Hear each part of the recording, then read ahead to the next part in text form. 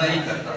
उसके बाद अगला हिस्सा है कि मुस्तकिल मिजाज होता है, यानी मुसलसल मेहनत करता चला जाता है, उसे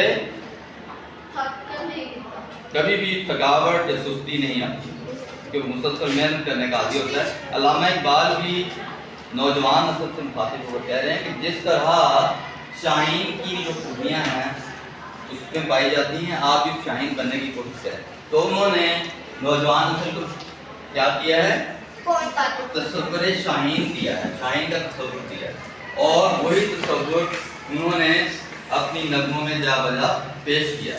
ठीक है, उसमें वो जो नौजवान नस्ल है उनमें वो जज्बा पैदा करना चाहते हैं जो शाहीन की खूबियाँ बन के सामने